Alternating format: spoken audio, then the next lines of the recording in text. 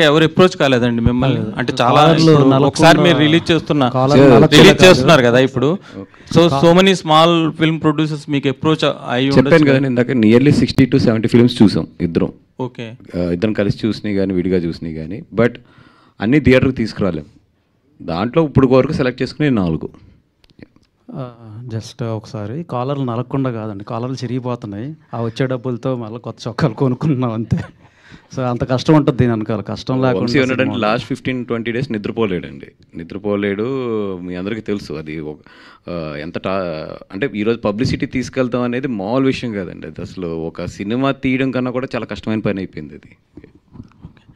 దాము గారు ఏంటి చాంబరు ఆ గొడవలు అవి ఎప్పుడు మాట్లాడుతుండేవారు, ఈసారి మీ సినిమా గురించి మాట్లాడుతున్నారు, ఎలా అనిపిస్తుంది చాలా సంవత్సరాల తర్వాత?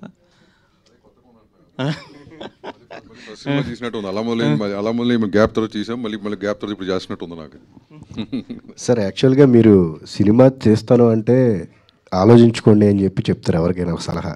అలాంటిది మీరే ఒక ప్రొడక్షన్లోకి వచ్చి అంటే ఎవరి కోసం అంటే ఒక రిలేషన్ కోసం కూడా మీరు ముందుకు వచ్చారు సబ్జెక్ట్తో పాటు అనుకోవచ్చు. అట్లా అంటే ఆడి పీకల దాకా మునిగిపోయి ఉన్నవాళ్ళం నేను. సో మాకు తప్పదు.